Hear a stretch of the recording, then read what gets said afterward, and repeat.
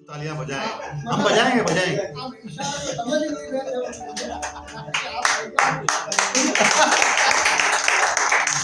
आपको और मेरे में सिर्फ इतना सा फर्क है कि आप इलेक्ट्रिक ट्रेन की तरह हो, बाइक पे आते ही शुरू हो जाते हो, इस जनरेटर को चालू होने 15 मिनट लगते हैं।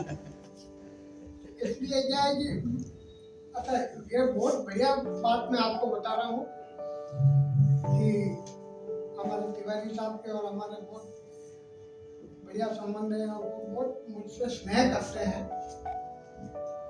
कोई खुशी की बात भी होती है ना तो बड़े अंदाज में कहते हैं, और जब मैं उनसे कुछ कह दूं तो इनकार भी बड़े प्रेम से करते हैं। तो खुशी की बात थी तो इन्होंने कह दिया, आनंद ने फोन आया जैसे ही, मैंने कहा भाई साहब आज आपका फोन, मजा आ गया मेरे को। बोले नहीं, मेरे को खुशखबरी सुनानी थी। मैंने कहा सुनाओ। कल मैंने कार खरीदी। मैंने कहा बहुत बहुत बधाई। कल आपने कार खरीदी, आज आपको चलानी आ गई? आज चलानी आ गई। अब बोलो खुशखबरी दे। मैंने सोचा कि अपने मित्रों को तो बताइए, दूर शुभकामना देंगे, उनका नहीं है अच्छा क्या। फिर बोले, मैंने कहा कि संजय भाई की गोष्ठी में आपने ये सब बड़े बहुत समझ ही नहीं आती, गिर जाता हूँ। अच्छा है, वाह, अच्छा है। इनकम नहीं है, मैं नहीं दे दूंगा, ऐसा कहीं नहीं दे, डबल सवारी नहीं आती, मैं गिर जाता हूँ। अच्छा, आपने एक वो पठान वाली बात भी बताई थी, जमींदार पठान वाला भी एक किस्सा सुनाया था। हमारे राजस्थान में भी ऐसा होता है कि जैसे पठानों की जीवान बच्चों के ठाकुर साहब विराजमान है, तो ठाकुरों की भी जीवान होती है, तो कहते हो कर गुजर। अभी तक तो दांत ही देखे। तो ऐसा होता है। मतलब आप बताओ, एक हमारे वहाँ ठाकुर महिला ने कोई अपराध हो गया, उसको पुलिस पकड़ के ले गई, केस चला, अदालत में पूछा वकील ने, आपकी उम्र कितनी है? मैंने कहा 20 साल। फिर केस चला, उसको जैसे तैसे उसका छूट गया। 4-5 साल बाद फिर उससे कोई अपराध हुआ, फिर उसको जेल में बंद किया, फिर उसको केस चला, फिर उसको पूछा वकील ने, तो उम्र क्या है? उसने कह दिया 20 साल। फिर 4-5 साल बाद फिर कोई किस्सा हुआ, फिर उसको अदालत में पूछा गया, तो उसने कह दिया भाई मेरी उम्र 20 साल। वकील ने कह दिया ये सरासर झूठ है, ये अपराधी है, पिछले 15 साल से अपनी उम्र 20 साल बता रही है। उसने कहा मैंने कोई अपराध नहीं किया है, मैंने तो मैं ठाकुरों की जुबान ने जो कह दिया तो फायदा। तो इस तरीके से हमारे उधर ऐसा चलता रहता है। क्या एक मुर्गी रोड पे आ गई, उसके पीछे पीछे दौड़ता वो मुर्गा आ गया, और वो मुर्गी बहुत तेज भागी। राजस्थान की मुर्गी थी, बहुत तेज भागी। वो उधर से जीप आ रही थी, वो नीचे कुचल गई। लोग भाग के आ रहे यार, हाथ धो गई, मतलब इससे तो अच्छा है नहीं भागती। ओके नहीं, राजस्थान की मुर्गी है, मर गई लेकिन इज्जत पे हाथ नहीं आना चाहिए।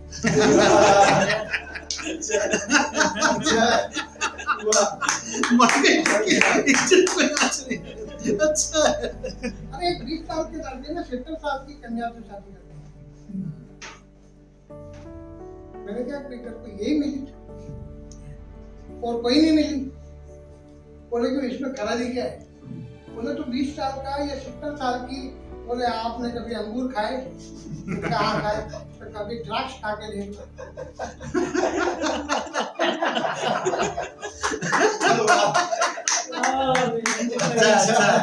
बढ़िया है। ये संजय भाई इन्होंने कहा कि यार भटकी आपका साथ तो मेरे को अकेले में कभी बैठ करके सुनना है मुझे, आप मेरे घर पे आओ। मैंने कहा आप पता बताओ। इन्होंने मुझे पता बताया। ओके ये पता तो मैं ऐसे ही बता रहा हूँ, आप मेरे घर के बहुत दूर बाहर बस स्टैंड है, वहां से भी अगर आप किसी को पूछोगे तो आपको घर तक पहुंचा देंगे। मैं कहा ठीक है। जो जगह तो बताई थी बस स्टैंड तक, तो मैं पहुंच गया। वहां से मैंने एक जने को पूछा, उनका संजय भाई इधर ही रहते? बोले हो। थोड़ी आगे गली में गया, मैंने कहा संजय भाई इधर ही रहते? बोले हो। फिर आगे गया तो क्या संजय भाई इधर ही रहते? बोले हो।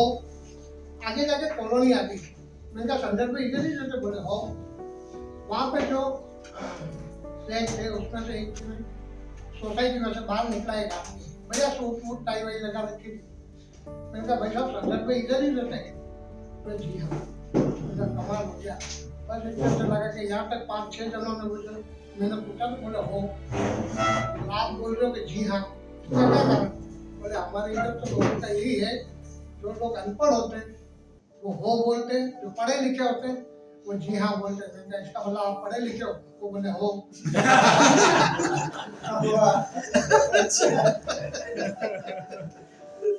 अब आप पूरी तरह से मूड में आ गए हो, मैं एक घटना व्यंग की पता स्वागत स्वागत। कि मैंने माइक इसलिए खड़ा किया कि आप तो शांति से पढ़ लेते हो, मैं तो छाती मारते पीटना पड़ता। तब कहीं जाकर के कविता रंगत पे आती है। मैंने तपस्या करके कृष्ण को मनाया। आप तक आवाज पहुंच रही हो? मैं इतना धीरे ही बोलता हूँ। मैंने तपस्या करके कृष्ण को मनाया, कृष्ण माने और दर्शन पाया। कृष्ण बोले वत्स क्यों याद किया? मैंने कहा देखकर हालात मेरे देश का, बदलते परिवेश का, घबरा रहा है मेरा जिया, इसीलिए भगवान मैंने आपको याद किया।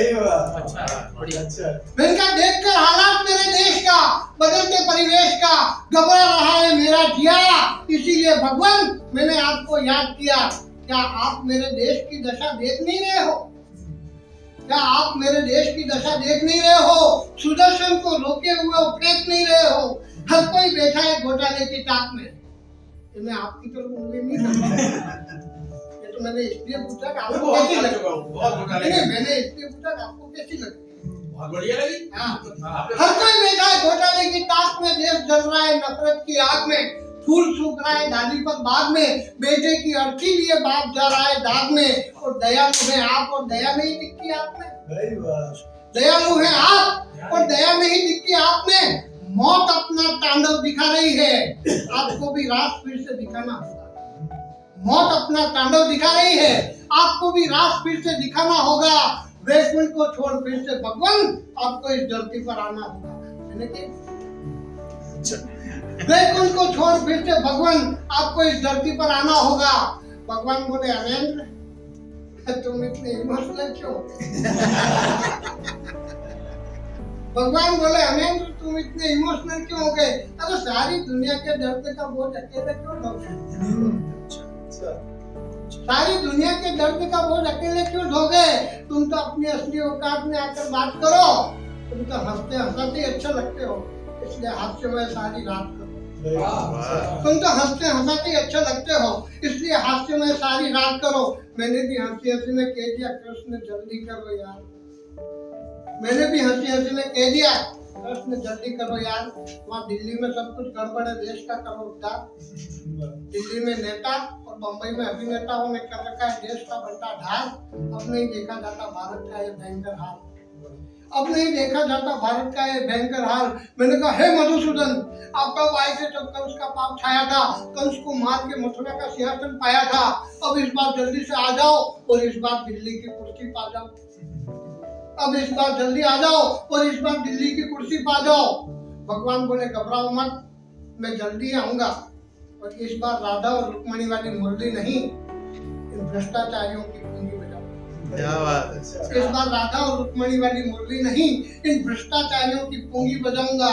मेरे अगले अवतार की आंधी ने अगर इन भ्रष्टाचारियों की पोटली नहीं बांधी तो मेरा भी नाम श्री कृष्ण नहीं। मैंने कहा हे भगवान, अगर ऐसी बात है तो आपका कोई जवाब नहीं, मेरा कोई प्रश्न नहीं। रचनाकार में बहुत बढ़िया व्यंग है जिनको मंचों पर बहुत सराहा गया, मैं आज आपके बीच में रखना चाहता हूँ।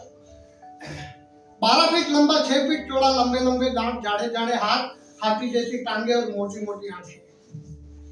मैं कोई टेलर नहीं हूँ, किसी का नाम बता रहा हूँ। 12 फीट लंबा, 6 फीट चौड़ा, लंबे लंबे दांत, जाड़े जाड़े हाथ, हाथी जैसी टांगे और मोटी मोटी आंखें। घोर अंधेरी रात में ऐसा विशालकाय व्यक्ति मुझसे टकराया।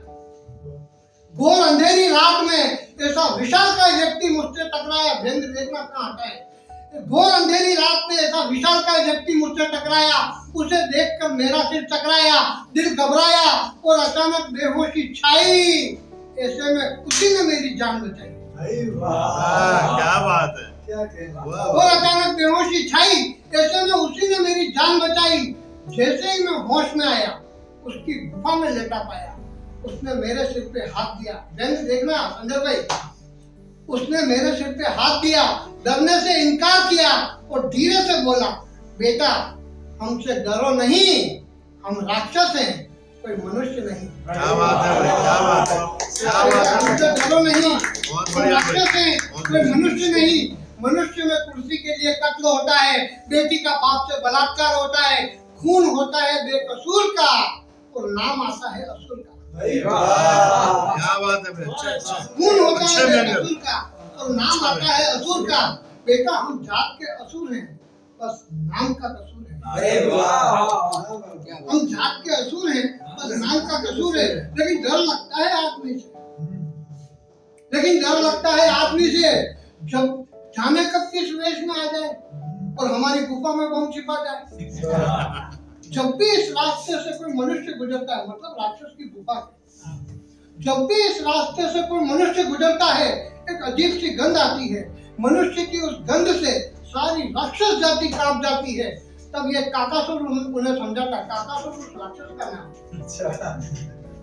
तब ये काकासुर उन्हें समझाता है कि मनुष्य वो कहलाता है जिसके हाथ में बम होता है, जो निहत्ता अपनी किस्मत के सहारे घूमता है, वो मनुष्य नहीं राक्षस कहलाता है। उसने मुझसे कहा, तुम इस युग में पहले व्यक्ति हो जो मुझे देखकर बेहोश हो गए। तुम इस युग में पहले व्यक्ति हो जो मुझे देखकर बेहोश हो गए और एक ही मुलाकात में मेरे दोस्त हो गए। हो सके तो अपने आप को अपनी जात से बचा कर रखना। हो सके तो अपने आप को अपनी जात से बचा कर रखना। जिस दिन तुम में मनुष्यता आ जाएगी, इस काकासुर से तुम्हारी दोस्ती टूट जाएगी। जिस दिन तुम में मनुष्यता आ जाएगी, इस काकासुर से तुम्हारी दोस्ती टूट जाएगी। तुम कलाकार हो, मेरे विश्वास को बनाए रखना। वैसे तो कलाकारों से भी डर लगने लगा है। जब से संजय दत्त सलाखों के पीछे खड़ा है, सलमान खान सलाखों के पीछे खड़ा है, नदीम के पाप का भर गया गड़ा है और गुलशन कुमार गोलियों से छलनी पड़ा है। गोलियों से छलनी पड़ा है, गोलियों से छलनी पड़ा है।